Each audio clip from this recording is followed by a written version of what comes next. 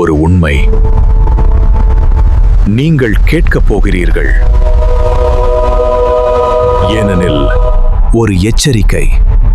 அது ஒரு மனிதனை பற்றி அல்ல, ஒரு மறைக்கப்பட்ட நாகரிகத்தை பற்றி. ஏன்ஷியன்ட் நேரேட்டிவ்ஸ், மித்ஸ் அல்ல, அவை மாற்றப்பட்ட உண்மைகள். ராவணன் ஒரு கதையா அல்லது மறைக்கப்பட்ட அவன் காலத்தில் நகரங்கள் திட்டமிட்டவை, நீர் அமைப்புகள் மேம்பட்டவை.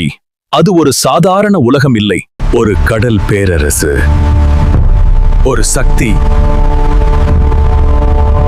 வரலாறு அது எப்போதும் உண்மை அல்ல, அது எழுதப்பட்ட உண்மை. அறிவு, மறைக்கப்பட்ட தொழில்நுட்பம், நாம் இழந்த உலகம்.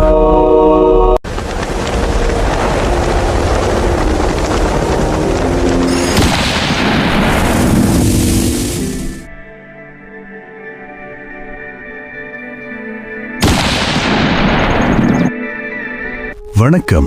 3ஆம் பாகத்தை தொடர்ந்து 4ஆம் பாகம் உங்களை தேடி வருகிறது. நீங்கள் எங்கள் சேனலை சப்ஸ்கிரைப் செய்து பின்தொடருங்கள் மற்றும் ஆதரவு தாருங்கள். இன்னும் பல சுவாரஸ்யமான வெளிவராத தகவல்களை தர காத்திருக்கின்றோம்.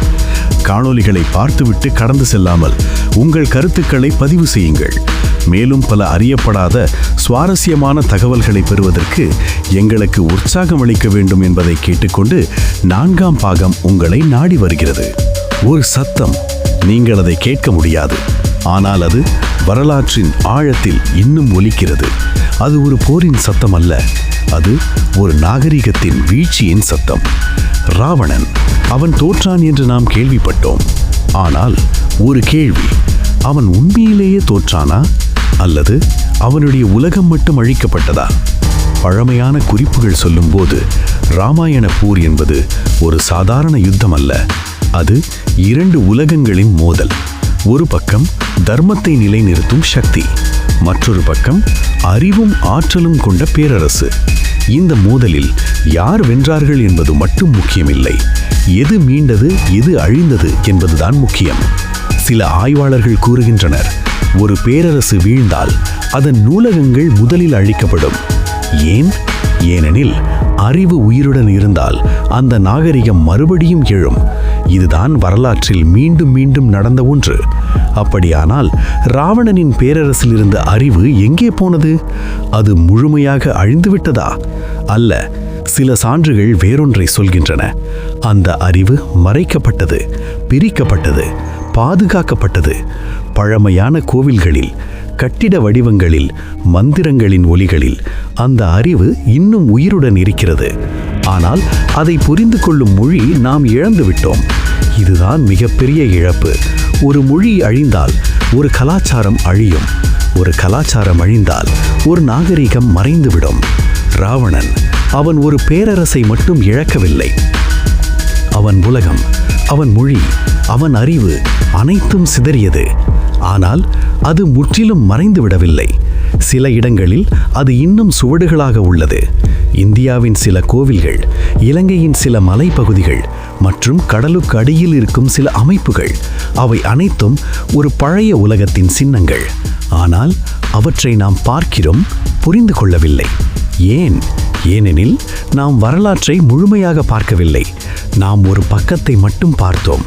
மற்றொரு பக்கம் இன்னும் இருளில் உள்ளது. இந்த இருள், அது வெறும் தெரியாத பகுதி அல்ல, அது மறைக்கப்பட்ட பகுதி. சில விஷயங்கள் நோக்கமுடனே மறைக்கப்பட்டிருக்கலாம். ஏன்? ஏனெனில் அந்த உண்மை வெளிவந்தால் நாம் நம்பிய உலகமே மாறிவிடும்.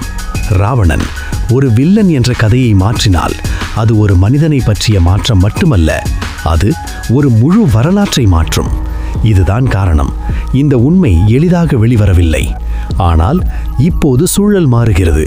புதிய ஆய்வுகள், புதிய தொழில்நுட்பங்கள், புதிய பார்வைகள், இவை அனைத்தும் பழைய கேள்விகளை மீண்டும் எழுப்புகின்றன. கடலுக்கடியில் உள்ள அமைப்புகள் ஸ்கேன் செய்யப்படுகின்றன. பழமையான எழுத்துக்கள் டீகோட் செய்யப்படுகின்றன.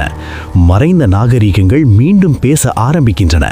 அந்த குரல் மெதுவாக வருகிறது. ஆனால் அது நின்றுவிடாது. ஒரு நாள் அது முழுமையாக கேட்கப்படும். அந்த நாளில் நாம் ஒரு புதிய உண்மையை பார்க்க போகிறோம். ராவணன் அவன் தோற்றவன் அல்ல, அவன் மறைக்கப்பட்டவன். இந்த வித்தியாசம் மிகப்பெரியது. ஏனெனில் தோல்வி என்பது முடிவு, ஆனால் மறைவு என்பது ஒரு இடைவேளை. அதன் பின்னால் மீண்டும் எழும் சாத்தியம் இருக்கும். ராவணனின் கதை இன்னும் முடிவடையவில்லை, அது இன்னும் எழுதப்படுகிறது. ஒவ்வொரு புதிய சான்றும், ஒவ்வொரு புதிய கண்டுபிடிப்பும் அந்த கதையின் மற்றொரு பகுதியை வெளிச்சத்திற்கு கொண்டு வருகிறது. நாம் பார்க்கும் உலகம் அது முழுமையானதல்ல, அது மறைக்கப்பட்ட உண்மையின் ஒரு பகுதி மட்டுமே. மீதமுள்ள பகுதி இன்னும் காத்திருக்கிறது. அதை கண்டுபிடிக்க ஒரு கேள்வி மட்டும் போதும். நாம் நம்புவது அது உண்மையா? இந்த கேள்வி நம்மை உண்மைக்கு கொண்டு செல்லும்.